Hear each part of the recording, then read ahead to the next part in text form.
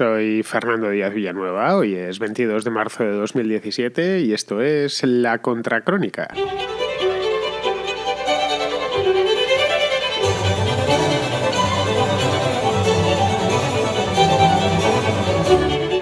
Habría que retroceder mucho en el tiempo, más de un siglo, más o menos, digo yo, sí, antes de la Primera Guerra Mundial, finales del siglo XIX, una cosa así, para encontrarse con una situación similar, o por lo menos similar, en el este de Europa. Turquía le ha declarado, figurativamente por supuesto, le ha declarado la guerra al resto de Europa, o a la Unión Europea por lo menos. Se la ha declarado de manera figurativa y declarativa, sobre todo. Después del numerito aquel de Holanda de la semana pasada, que todos recordamos y que me traje aquí a la Contracrónica en su momento, la ha emprendido ahora con Alemania, a quien ha tachado de nazis, los ha acusado de ser unos nazis más que de ser de actuar como unos nazis, después de que Angela Merkel haya prohibido que se den mítines políticos turcos dentro de su país. Es decir, que en Alemania se puedan dar mítines políticos de los políticos alemanes, pero no de los políticos turcos, para un referéndum que se va a celebrar en Turquía el mes que viene. Esto de llamar nazis a los alemanes es relativamente común, pero hasta ahora lo habían hecho los periódicos, los partidos políticos marginales, pero nunca el presidente de un país, y menos aún de un país tan grande como Turquía. Luego, quizá haya llegado el momento, visto lo visto, de plantearse si Turquía sigue siendo un aliado o si, por el contrario, es un Estado abiertamente hostil a la Unión Europea e incluso a la OTAN.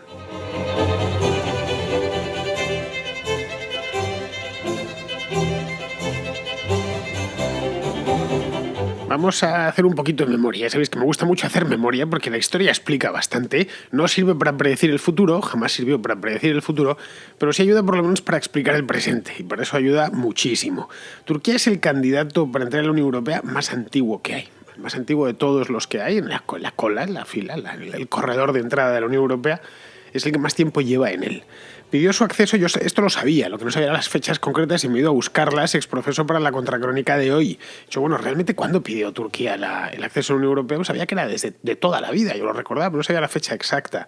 Y la fecha exacta es 1987, es decir, este año se cumplen 30 años desde que Turquía por primera vez depositó su aplicación, o aplicó, que se diría en este calco del inglés, ¿no? Aplicó su solicitud de entrada para acceder a la Unión Europea como miembro de pleno derecho. Al principio no le hicieron mucho caso, durante unos cuantos años, de hecho tardaron más de 10 años, hasta el 99, cuando la reconocieron el resto de socios, había pasado ya muchísimo tiempo, la reconocieron como candidato oficial. Bueno, sí, te reconocemos, ya damos acuse de recibo de que quieres entrar y te reconocemos como tal, como candidato a entrar. Y unos cuantos años después, no tantos, pero también unos cuantos después, 6 años más tarde, año 2005, comenzaron las negociaciones. De eso nos acordamos todos porque el que en aquel entonces era presidente del gobierno en España, José Luis Rodríguez Zapatero, hizo toda la campaña que pudo a favor de Turquía, porque en aquel entonces Zapatero tenía muy buenas relaciones con el entonces y hoy presidente Recep Tayyip Erdogan, o como Dios quiera que se pronuncie esos dos nombres en turco. Creo que Erdogan se pronuncia igual que en castellano. Bien, si resumimos esto, lo que nos encontramos es que Turquía lleva 30 años esperando para entrar en la Unión Europea. 30 años, se dice pronto, es muchísimo tiempo, y las negociaciones desde 2005... con las lentitudes habituales propias de la Unión Europea, que todos lo toman con mucha tranquilidad, pues han seguido su curso. Con sus subidas y sus bajadas, sus altibajos, sus dientes de sierra propios de toda negociación, se han mantenido. Pues bien, en este punto, mejor dicho, el año pasado, cuando todavía llevaban 29 años esperando, decidió su presidente, este hombre, el Recep Tayyip Erdogan de las narices, decidió dar un giro de 180 grados a la política, por lo menos la exterior, pero también la interior. Es decir, decir, bueno, esto ya realmente no me interesa, a pesar de que yo mismo abrí las negociaciones en 2005 y todos mis antecesores habían estado interesados en incorporar a Turquía a la Unión Europea. Pues bien, no estamos ya más interesados. No es que hayan retirado su candidatura sigue ahí, pero claro, con la campaña furiosa que ha desatado, hasta ahora solo verbal, gracias a Dios, y espero que se quede ahí, contra quienes quería como socios, y que de hecho son sus aliados militares y aliados dentro de la OTAN desde hace más de medio siglo, pues como mínimo a uno le da que pensar. ¿Realmente estos quieren entrar en la Unión Europea? ¿De qué manera quieren hacerlo? Porque si es como, no sé, cuando dentro de España o Portugal o cualquier otro país, ¿no? Te pasas los 3 o 4 años antes insultando a todos los presidentes y a todos los líderes de los países de la Unión Europea, llamándoles nazis y cosas por el estilo. Juncker el otro día, que Juncker es un tío que no es muy simpático, no es precisamente la cara más amable de la Unión Europea, lo decía de una manera bastante clara. Venía a decir algo así como, bueno, ellos verán, pero es Turquía la que quiere unirse a la Unión Europea, no la Unión Europea a Turquía. Básicamente lo que Juncker vino a decir en voz alta, esto quedó registrado y pasó por todas las teles y por todas las radios y por todos los periódicos, es lo que dicen todos en privado. Todos los políticos europeos, quiero decir, y la mayor parte de europeos, bueno, pero estos no se querían unir a la Unión Europea, que viene ahora tanto aspaviento y tanto crujir de dientes y tanto tirarse de los pelos y tanto llamar nazis a unos, meterse con otros, retirar el embajador aquí, allá, por un asuntillo aparentemente menor. Simplemente querían ir a dar un meeting, esto es el de Holanda de la semana pasada, y Holanda se negó. El hecho ya mismo de mandar a dar un meeting ahí, o su reacción respecto al golpe de Estado del mes de julio del año pasado. Es decir, no solo tampoco es eso, es decir, son muchas cosas más que han ido marcando, diciendo, bueno, realmente esta gente quiere entrar. Si una de las cosas que más examina la Unión Europea es precisamente la organización interna, que no haya nada de que se le pueda acusar, todas las pegas que se le ponían a Turquía hasta la fecha eran eso, es decir, no sois propiamente no sois una democracia plena, entonces en ciertas cosas las tenéis que mejorar. Tenéis que mejorar aquí, mejorar allá, tal. Bien, pues por lo que hemos visto, lo que estamos viendo, porque esto es un proceso en pleno curso, parece ser que el gobierno turco ha decidido que ya no le interesa. Es decir, que va a dar motivos para que el resto de europeos desconfíen de ellos. Es decir, algo así como que los europeos vengan a decir, bueno, estos sí van a entrar en la Unión Europea mañana, pero van a entrar mañana solo si amanece por el oeste. Una cosa así, es decir, que no van a entrar nunca, por más que lo pidan, y además se les ve que no tienen muchas ganas. Claro que esto, decirlo así, pues no sería gran problema. Decir, bueno, pues bien, pues no entra. Es decir, simplemente no cualifica y no puede entrar dentro de la Unión Europea. Pero es que sí es problema, o mejor dicho, problemas, porque son varios, porque Turquía, en Turquía se dan cita, en este país se dan cita, aparte de ser un país bastante grande y muy poblado, varios elementos que lo convierten en un país especial. El primero de ellos es que hace frontera con la Unión Europea, con 2 países de la Unión Europea, con Grecia y con Bulgaria. No es una frontera muy grande, pero sí hace frontera, es decir, no es un país lejano ni nada por el estilo. El segundo es que tiene la llave de los refugiados sirios. Una llave que abre o que emplea cuando le viene en gana, como la empleó allá por el año 2015, cuando los países centrales de la Unión Europea se encontraron con una auténtica marea humana que se dirigía hacia ellos. Las imágenes las tenemos todos en la cabeza, así que no hace falta que os las explique mucho más. Lo tercero, o el tercer problema es que es miembro de la OTAN, y es miembro de la OTAN desde el principio. Turquía es de los países, no sé si fundador, pero casi, de la OTAN. Desde luego está en la OTAN antes que la propia Alemania y está en la OTAN antes que España. Es decir, forma parte para Estados Unidos fue muy importante que Turquía formase parte de la OTAN porque Turquía era un país fronterizo con la Unión Soviética. En aquel entonces, hoy no es fronterizo con Rusia, por tierra por lo menos, por el Mar Negro, porque hoy hay una república entre medias que es la de Georgia, pero en aquel entonces no existía. Había una frontera muy larga entre la Unión Soviética y Turquía. Y por último, el cuarto problema es que el gobierno turco está metido hasta las cachas en la guerra de Siria. Sí, son 4 problemas que parecen una tontería, pero que hacen que este país sea muy peculiar, bastante peculiar. Es decir, resumiendo, que tiene a la Unión Europea cogida por sálvase a la parte por 4 sitios diferentes. Lo que hacen de un problemilla aparentemente intrascendente o secundario un problema de primera magnitud. De cualquier modo, y dicho lo anterior, esto no quita para que, con los hechos en la mano, haya que replantearse si es un socio confiable. ¿Qué digo, un socio confiable? Si es un socio, si es un aliado propiamente dicho. Erdogan, de hecho, si nos vamos ya a los hechos estos que digo que tenemos en la mano, ha roto de raíz 3 consensos de la Turquía contemporánea. Si conocemos un poquito la Turquía de los últimos, desde la época de Ataturk, o si nos la queremos traer un poquitín más recientemente, desde la Constitución última, que es de principios de los 80. El primero es la ruptura con la democracia. El segundo, la ruptura con la comunión de intereses de los países de la OTAN. Lo que decía que sí sigue siendo un socio confiable, un aliado confiable. Y la tercera sería algo así como la ruptura con su vocación de integrarse en el concierto europeo como un miembro más. De la misma manera que en su momento se integró el Reino Unido, ahora parece ser que se va a desintegrar, o Irlanda, o la propia España, o Portugal, o cualquiera de los muchos países que han ido entrando, pues desde Eslovenia hasta Finlandia. Es decir, han ido pasándose las distintas ampliaciones que ha tenido la Unión Europea, todos han tenido que aceptar que entraban como un miembro más, sin pedir nada especial, sin intentar imponer nada. Y bien, es un acuerdo entre iguales, aunque luego no sean realmente iguales, porque no son iguales. Evidentemente Eslovenia es un país muy pequeñito y Alemania muy grande, en términos humanos, quiero decir, pero vamos, el primer ministro de Eslovenia, su opinión vale lo mismo que la del canciller de Alemania, o que la del presidente de Francia, en los consejos, simplemente. No, todos tienen que entrar con la idea de que su voto, no en el Parlamento Europeo, pero sí en el Consejo Europeo, vale exactamente lo mismo.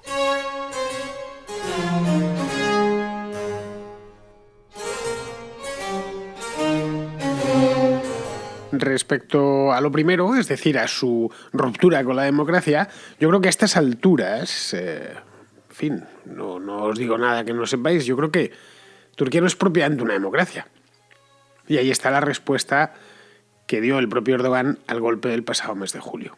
Os lo comentaba la semana pasada. Pues tenemos, creo que eran 45.000 detenidos, 160.000 funcionarios despedidos desde la sonada famosa, 150 medios de comunicación cerrados y unos cuantos datos más que no recuerdo, pero vamos, que os los comentaba la semana pasada. Confiscaciones millonarias a todo el que se había quejado, a empresarios que no eran adictos o que se les relacionaba con el imán con el Fethullah Gülen, los habían literalmente confiscado para dárselo a empresarios afines, persecución de los opositores tanto dentro como fuera del país. La inteligencia turca está haciendo un seguimiento de las comunidades turcas en el extranjero, especialmente en los países del centro de Europa. Si a eso le sumamos la represión sistemática a los kurdos, que esta viene ya de muy lejos, caray, no nos encontramos propiamente la fotografía de un país libre, ni muchísimo menos. Tampoco de una dictadura tremendamente espantosa, es decir, no es Corea del Norte, pero no es propiamente un país libre. Respecto a lo segundo, es decir, de la segunda de las causas por las cuales, o la segunda de las rupturas en las que ha incurrido Erdogan, y en concreto la Turquía actual, o el gobierno turco actual, es decir, esa de la comunión de intereses con la OTAN, pues lo que nos encontramos es que hace tiempo que Turquía tiene una agenda propia en Oriente Medio. Propia, es decir, que no tiene nada que ver, o mejor dicho, que a veces coincide con la de la OTAN y otras veces no. Y ahí tenemos, por ejemplo, hace un par de años los flirteos continuos de Turquía con el Estado Islámico. Salió en varios documentales, salió en varios reportajes de televisión, en el que hubo un par de años en el que el Estado Islámico consiguió acceso a la frontera con Turquía y se comerciaba sin ningún problema, entraban y salían guerrilleros, armas, todo tipo de mercancías, a pesar de que el Estado Islámico era ya para entonces el coco internacional, con el que no solo no había que comerciar, sino que había que eliminarlo cuanto antes. Bien, eso era una demostración de autonomía absoluta, de que tenían su propia agenda. Nos guste o no, a mí personalmente no me gustaba, pero bueno, el hecho es que estaba ahí. Me limito a constatar el hecho. Respecto a la tercera, es decir, a la vocación de integrarse en Europa, con la que he empezado el programa de hoy, en fin, nadie entra en un club insultando a sus socios, absolutamente nadie. Yo no voy a entrar aquí en este club de campo y entonces, pues, lo primero que os tengo que decir, les tengo que decir a todos ustedes es que son una panda de hijos de puta. No, pues mire, casi mejor que no venga usted a este club porque no vamos a estar a gusto ni usted ni nosotros. Entonces, váyase el que está al otro lado de la vía del tren y ahí a lo mejor, pues si no les insulta, quizá le admitan. Bien, en este caso, la retórica antieuropea de Erdogan está en máximos en estos momentos y aumenta por días y supongo que seguirá aumentando hasta el día de la celebración del referéndum, que será el día 16 de abril, es decir, dentro de muy poquito, menos de un mes. Y todo esto, a fin de cuentas, si lo miramos, que nos puede parecer muy grave, no deja de ser una cuestión coyuntural. Estamos hablando de algo que está sucediendo desde hace menos de un año. Este mismo programa, o este mismo medio programa, no podía haberlo grabado el día 22 de marzo de 2016, porque es todo coyuntural. Es decir, el tema es que estas cosas coyunturales obedecen a cuestiones mucho más estructurales. Es decir, es imposible explicar la deriva de Erdogan si no conocemos o no asumimos desde el principio el cambio de rumbo deliberado al que le está sometiendo al país o al que está conduciendo el país. Cambio de rumbo cimentado sobre una nueva concepción misma de Turquía. De hecho, allí se habla ya de una segunda revolución, la segunda revolución turca, que como la primera, pues la de Atatürk, a principios del siglo XX, los años 20, años 30, incorpora una dosis muy generosa de ingeniería social. De hecho, la piedra de toque de esta revolución, de esta segunda revolución, será la reforma constitucional. Esta del 16 de abril, que se somete a referéndum y es la que ha sido el punto, el gatillo que ha hecho pues estallar todos estos problemas de las últimas semanas. Esta Constitución entrega el poder prácticamente absoluto al presidente. Y el presidente hoy por hoy es Erdogan. Y me da la impresión, me da la nariz que él va a hacer todo lo posible por seguir siéndolo durante todo el tiempo que pueda permitirse por cuestiones de salud. Es decir, que mientras siga vivo me da la impresión que va a querer seguir siendo presidente. De aprobarse, y es probable que se apruebe, aquí lo siento pero no os puedo dar ninguna encuesta fiable porque como sabéis en Turquía todo periódico que lleva la contraria al presidente lo cierran, entonces no me vale, es decir, estamos ciegos en este aspecto, no tenemos el modo de saber, nadie en Turquía hoy por hoy puede sacar encuestas, informaciones medianamente comprometidas contra el gobierno. Pues de aprobarse, Erdogan tendrá al país en un puño. Literalmente, ¿eh? Dispondrá, de hecho, de poderes que no tuvo ni siquiera Atatürk hace 80 años. Podrá emitir decretos inderogables en la práctica por el Parlamento. Podrá elegir a los jueces. Gobernará en solitario sin siquiera la figura del primer ministro que desaparecería después del referéndum. En fin, que todos los contrapesos, todos, van a desaparecer del mapa. Caray, es, lo mejor que puede tener el presidente de una república. Pues yo voy a poder gobernar a placer sin que nadie me diga nada, sin que nadie me ponga una sola pega. Eso es a lo que se enfrentan. Y además se ha organizado, gracias precisamente a este golpe del año pasado, se lo ha organizado todo para que salga. Para que el referéndum, para que salga que sí, que es lo que está buscando. Porque todas esas herramientas, y bueno, ¿y esto para qué lo quiere? Todas esas herramientas tienen una función, o deberían tener una función. Yo creo que le van a permitir convertir Turquía en una república de otro tipo, diferente a en la que él fue elegido como presidente. Una república de tipo presidencialista, de corte islámico, ahí es donde la tradición ataturquista y el erdoganismo se diferencian, con un gobierno omnipotente. Y sobre principios, muy ingenieriles. El ataturquismo fue tremendamente ingenieril. Ahora, yo no sé cuántos países podrían aguantar un programa de cambios de ingeniería social como el que hizo Kemal Atatürk hace 80 años en Turquía. Es una cosa fascinante de leer, ¿no? Desde el cambio de alfabeto. Los turcos no escribían en alfabeto latino, lo hacen hoy, pero no lo escribían, hasta la prohibición de llevar velo, una prohibición que, por cierto, para las empleadas públicas no podían llevar velo en la oficina, pues esta prohibición se la cargó Erdogan hace no mucho tiempo. Los velos, que era muy raro ver un velo en Estambul o en las ciudades turcas, especialmente en las occidentales, hoy son bastante comunes. No es que sea propiamente un islamista, ni muchísimo menos, pero sí ha tomado al Islam como uno de los rasgos definitorios de la turquidad, mientras que Atatürk desconfiaba de ellos, desconfiaba del Islam. Nunca renunció propiamente a la religión, pero su planteamiento era muchísimo más laico. Y lo peor de todo es que además no tendrá a nadie enfrente. Un poco como le pasó a Atatürk, que no tuvo a nadie enfrente. Porque si algo ha habido podemos hablar de los últimos 6-7 meses de vida turca, la constante ha sido la purga. Si se lee en los periódicos, especialmente periódicos alemanes, que son los que más tratan estas cosas, aunque sea solo por la comunidad gigantesca de turcos que tienen allí, lo que se ve es que la purga es indiscriminada, que ha alcanzado todas las instituciones y en especial a la de los periodistas. Lo que decía, no sé yo si una contracrónica en turco se podría hacer desde Turquía, no estoy del todo convencido, o ya me habrían venido a buscar a casa. Vamos, seguro que me habrían venido a buscar a casa y a llevarme preso. porque aquí hablo libremente y no... es decir, un Fernando Díaz Villanueva turco que hablase desde Turquía y hiciese un programa de análisis político y económico como este. Pues no estoy seguro que pudiese... y que tuviese unos cuantos oyentes. Es decir, que... Y en la Contracrónica somos unos cuantos. Es decir, que crease un poquito, aunque fuese una cantidad minúscula de opinión pública, pues bien. Hoy por hoy en Turquía eso no se puede hacer. Y lo denuncian los propios turcos. Esto no son denuncias venidas desde fuera, que también, sino de los propios turcos. Lo único que no controla directamente es el tema de la emigración.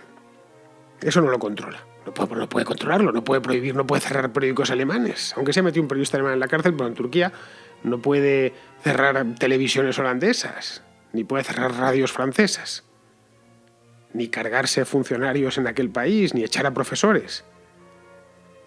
Y de ahí el origen de todo. Es decir, de ahí su obsesión con dar mítines en Europa, con enviar a ministros y a miembros del gobierno a dar mítines a las comunidades turcas, a las comunidades de migrantes turcos dentro de Europa. Que es que hay muchos, más de los que nos imaginamos. Esto en España no lo podemos ver bien porque creo que hay, no sé si son 3 o 4 mil turcos en todo el país. Es una minoría hiperminoritaria, pero no es así en otros países. En Alemania hay más de 2 millones. En Holanda, lo decía el otro día, 400.000. Creo que en Francia hay cerca de medio millón. En Austria, que es un país pequeñito, hay 150.000. Suiza, otros creo que son 80.000, una cosa así. Es decir, que es una comunidad muy grande, una comunidad millonaria, a la que quieren llegar. Eso yo creo que es lo único que le pone nervioso. Bueno, eso y el hecho de que Europa no le quita ojo, de que la Unión Europea y los líderes europeos no le terminan de quitar ojo. Él, supongo que sabrá que Atatürk pudo hacer lo que hizo, es decir, pudo crear la Turquía moderna, pero poniendo a todos a su favor. Tuvo muy buena prensa. Erdogan no tiene a todos a su favor, más bien todo lo contrario. Es decir, Erdogan está siendo muchísimo más torpe.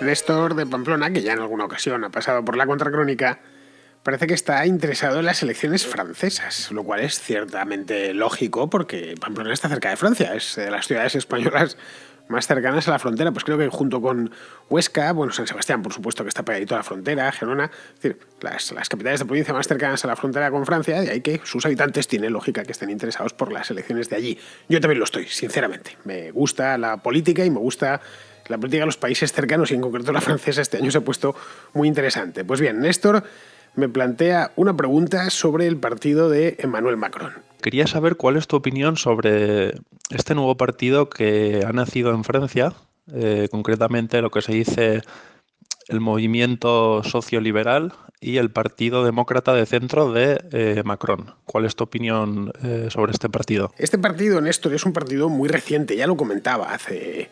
Pues este mismo mes creo que hice un programa sobre esto. No os puedo decir qué día, pero tendría que mirarlo y no me voy a poner ahora a mirar porque me puedo pasar un buen rato.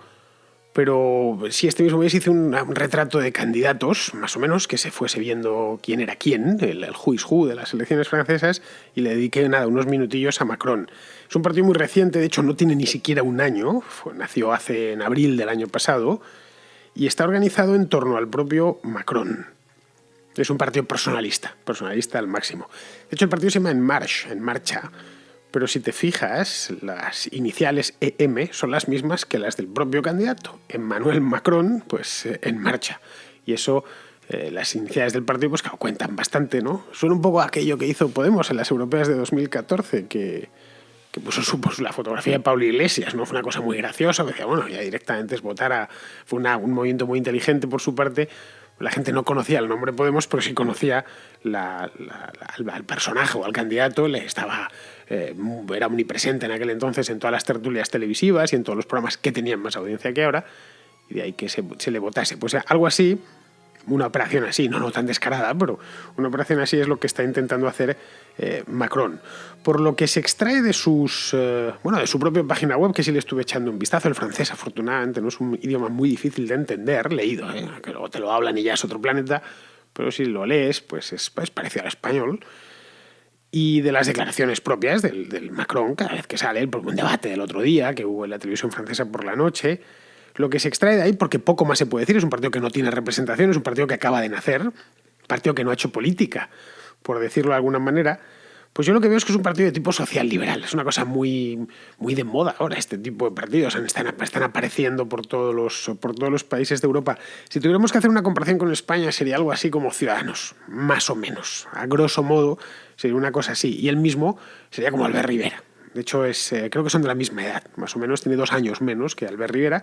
Es un muy joven, tiene solo 39 años. Y antes fue del Partido Socialista.